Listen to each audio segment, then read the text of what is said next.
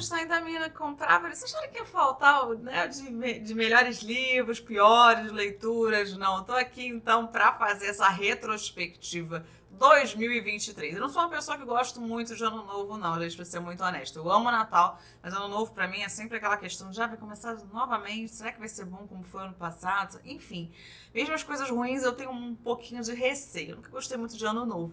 Mas a retrospectiva é gostosa de fazer, foi um ano muito importante pro canal, com crescimento e tudo. E eu espero que mais pessoas cheguem gostando de livro também, falando sobre livro, para as nossas discussões coletivas. Esse ano a gente teve 11 discussões coletivas.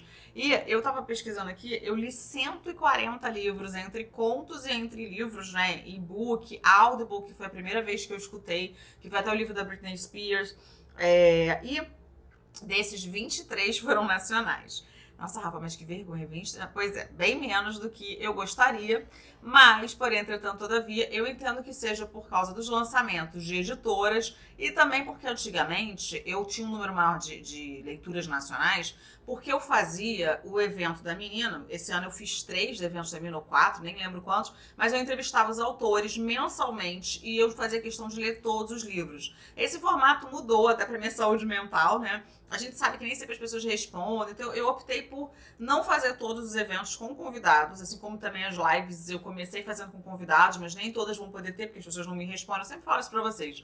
E aí, acabou que diminuiu o número de livros de autores nacionais que eu leio, mas sempre que tem alguma coisa interessante, enfim, né, algum tema que eu acho que é pertinente trazer aqui pro canal, que eu esteja com interesse de ler, eu vou lá no Kindle Unlimited, por exemplo, e trago para vocês. Leituras natalinas eu também cheguei a fazer 3 ou 4 que fossem temáticas mais nacionais, né? Para trazer também esse ar mais abrasileirado, vamos colocar assim.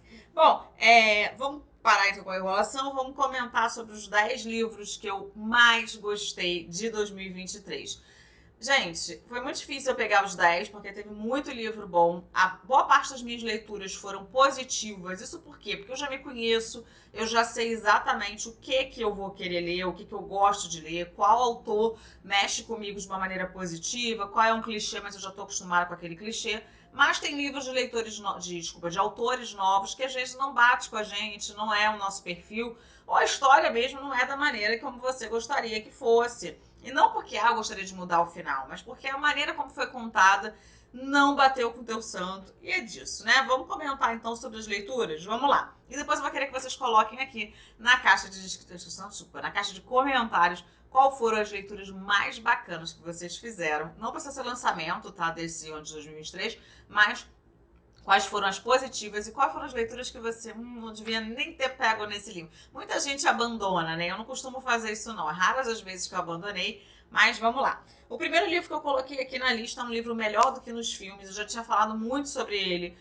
Entrevistei a autora lá na Bienal do Livro. Foi um momento muito marcante, porque a história ela é muito cheia de referências de filmes, de música, de outros livros. Então eu gostei demais do Wes e da Liz, que são aqueles vizinhos que se gostam, mas nunca perceberam isso muito bem. Então quando ele retorna, né? Um outro vizinho, não é vizinho, um outro rapaz retorna para a escola deles. Eles acabam percebendo que eles têm muito mais do que só uma semelhança de vizinhança por aí. A história é muito gostosa de ler e me lembrou muito a história que eu escrevi em Meu Crush de Nova York, porque tem essas referências de filmes, de séries, né? E a autora, como é fã da Taylor Swift, inseriu também músicas da Taylor Swift, então pra quem é fã da Taylor, tenho certeza que amou ou vai amar se ainda não leu.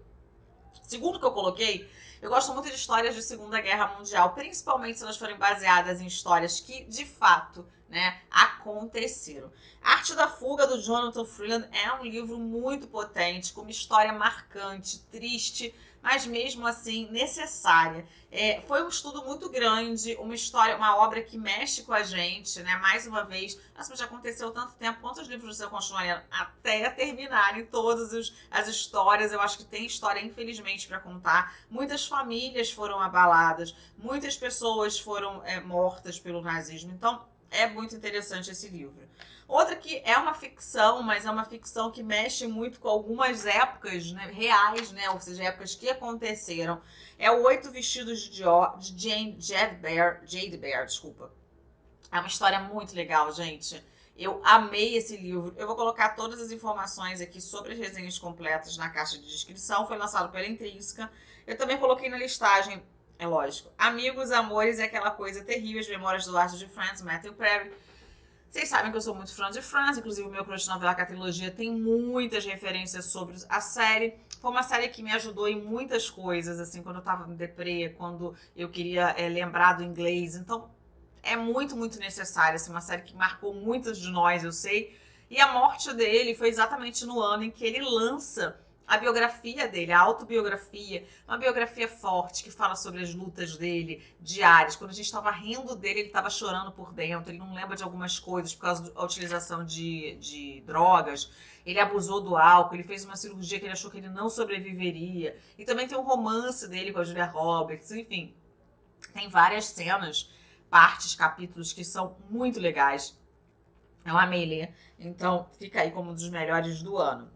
Torturado de Tamar Vieira Júnior, eu ganhei no ano passado do meu querido amigo Cassius. Eu li esse ano. É uma história muito sofrida, mas uma história muito brasileira.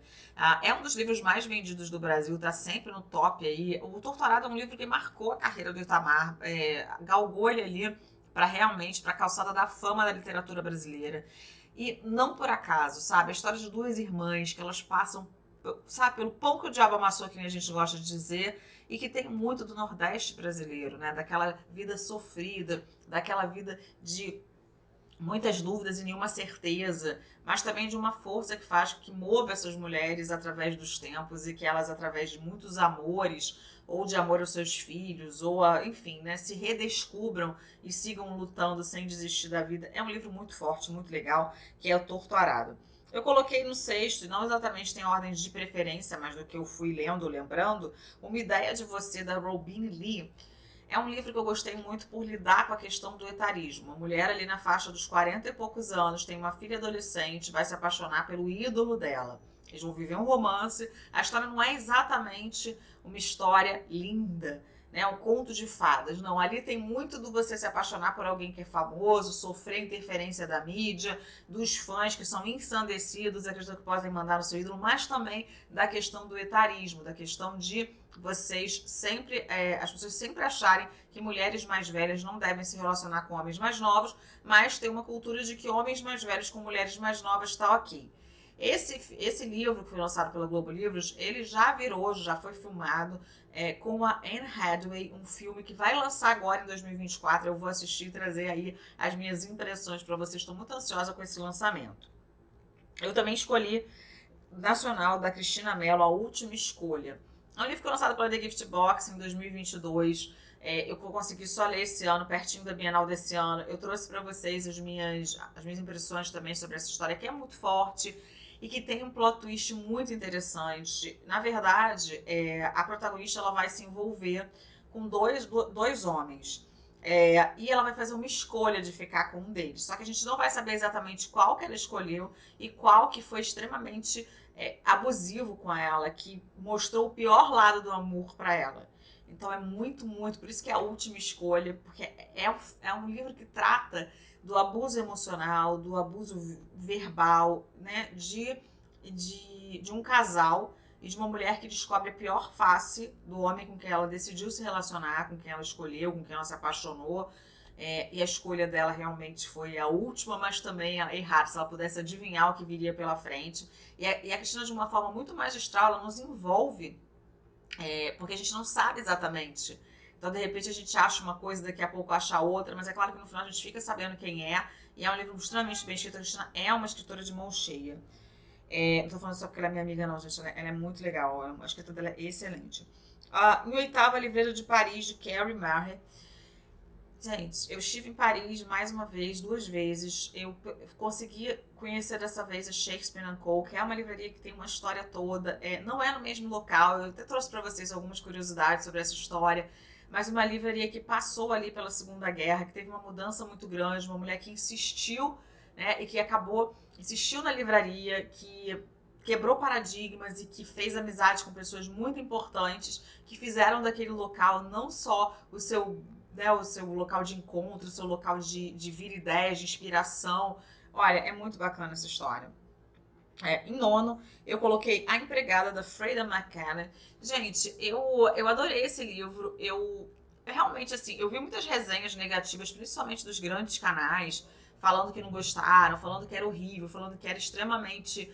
Uns falaram que era mal escrito, outros falaram que era muito fácil de adivinhar.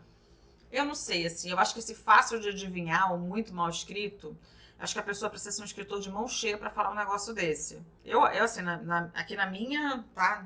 Quando eu tenho muito cuidado, assim, em colocar as coisas, ainda mais porque eu escrevo, porque eu fico imaginando, eu faria melhor.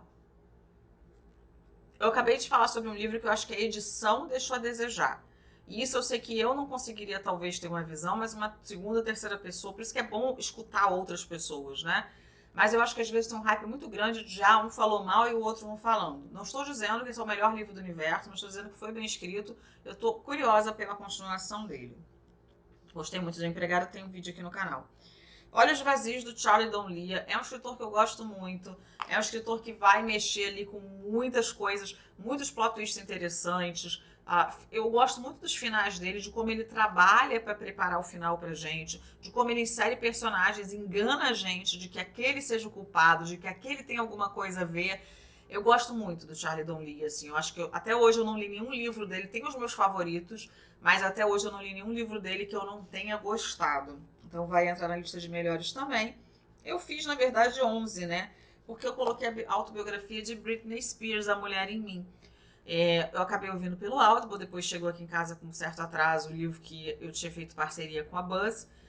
Uma capa linda, uma história muito forte, uma história de abuso de pais, abuso de todo mundo que está ali ao redor dela, a verdade contada por ela mesma, né? Uma mulher que ficou ali com a sua saúde mental extremamente abalada, que foi lhe tirado a guarda dos filhos, que foram contadas histórias, ela foi extremamente maltratada pela mídia e subjugada pelas pessoas, pela população. Eu gostei demais desse livro, então realmente vai entrar aí na lista dos 11. Eu acabei colocando ele por último aqui, porque eu acabei lembrando. As piores leituras de 2023. O que faz com que eu faça? Você acabou de falar do livro. Eu achar a história rasa, eu achar a história, às vezes, a escrita da pessoa não ter batido com a maneira como eu gosto que se conte histórias ou que me prenda a atenção.